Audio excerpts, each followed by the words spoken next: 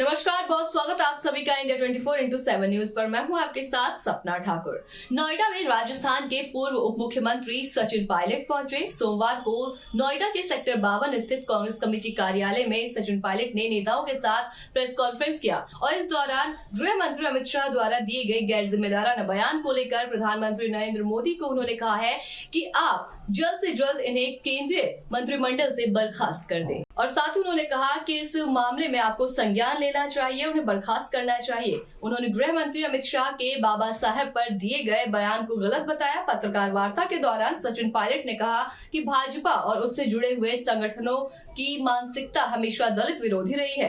यही आज उनकी सोच भारतीय जनता पार्टी के प्रत्येक कार्यकर्ता और नेता में दिखाई देती है। इसकी बानगी केंद्रीय गृह मंत्री अमित शाह ने राजस्थान में अपने भाषण में दिखाई दी थी। संसद 150 करोड़ भारतीय का प्रतिनिधित्व करती है और वहां खड़े होकर हमारे महापुरुषों पर गलत टिप्पणी करना पूरे देशवासियों का अपमान है। पूरे देश में मांग उठी है कि उनको इस्तीफा देना चाहिए नैतिकता के आधार पर। इंडिया अलायंस में सभी नेता, सभी दल एक मत हैं। मुद्दा ये था कि आपने अंबेडकर जी के खिलाफ जो बोला उससे लोगों में भारी असंतोष है। सिर्फ दलित समाज में नहीं, संपूर्ण भारत के लोग इस स्टेटमेंट के खिलाफ हैं, उनसे माफ़ी की डिमांड करते हैं। गृह मंत्री जी के बयान को लेकर पूरे देश में आक्रोश है। न सिर्फ कांग्रेस पार्टी लेकिन समूचे देश में लोग समझ गए हैं कि भाजपा की इंटेंशंस क्या हैं और उनकी सोच संविधान के प्रति और अंबेडकर जी के प्रति क्या है।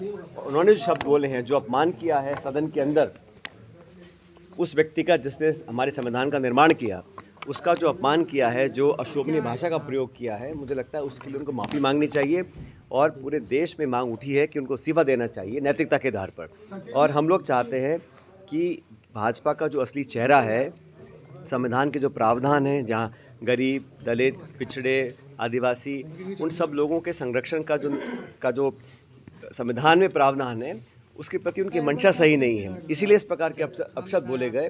पूरे देश में लगभग हर जिले में आज ये मांग उठ रही है कि उनके लिए उनको माफ़ी मांगनी चाहिए और अपने पद से त्यागपत्र देना चाहिए। 2027 के चुनाव की क्या तैयारियां हैं सर? तो उसमें शामिल होंगे क्या करें?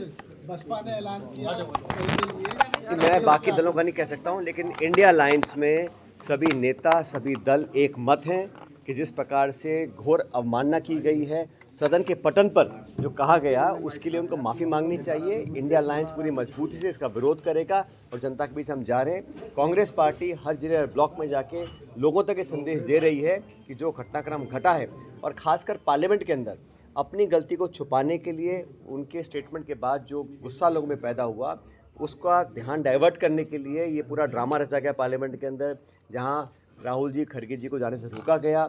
हमारे लोकतंत्र के मंदिर में जिस प्रकार की अप्रिय घटना होने की बात की गई और फिर राहुल जी के खिलाफ जाके एफआईआर करी गई, ये पूरा ड्रामा मीडिया और जनता का ध्यान डाइवर्ट करने के लिए किया गया, क्योंकि मुद्दा ये था कि आपने अंबेडकर जी के खिलाफ जो बोला उससे लोगों में भारी असंतोष है। सिर्फ दलित समाज में नहीं, संपूर्ण भारत के लोग इस स्टेटमेंट के खिलाफ हैं, उनसे माफ़ी की डिमांड करते हैं और नैतिकता के आधार पर उनको इस्तीफा देना चाहिए। मैंने कहा ना, इंडिया गठबंधन पूरा एक है और सब नेता एकजुटता से बात करें। अमित शाह जी ने जो स्टेटमेंट पार्लियामेंट में बोला, देश के संविधान के निर्माता भारत रत्न अंबेडकर साहब के बारे में, वो पूरे हिंदुस्तान ने देखा, पूरी दुनिया ने देखा।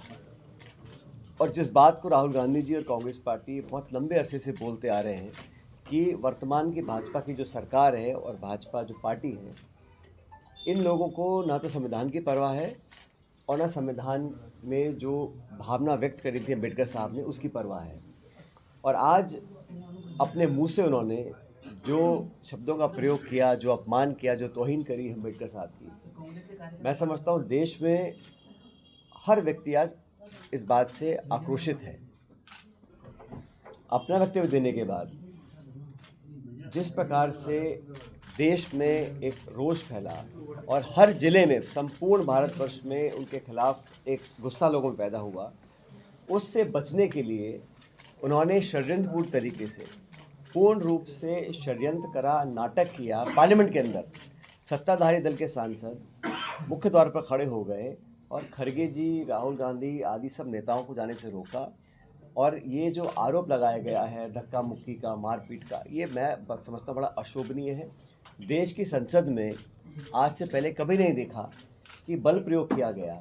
और मुझे बड़ा खेद है, ये जो पूरा ड्रामा आप सबने देखा होगा टेलीविज़न पे, कोई भाजपा के सांसद गिर रहे हैं, कोई लुढ़क रहे हैं, फिर जाके अस्पताल में भर्ती हो रहे हैं, कभी कोई आईसीयू में है, तुरंत ठीक है। फिर उनको प्रधानमंत्री फ़ोन कर रहे हैं, फिर जब चोट लगी थी तो घाव नहीं थे, जब अस्पताल में गए तो बड़ी बड़ी पट्टियाँ लगा ली। तो ये जो पूरा ढोंग रचा गया, ये सिर्फ इसलिए किया गया कि गृह मंत्री जी के ऊपर जो लोगों का गुस्सा था उसको डाइवर्ट कर सकें।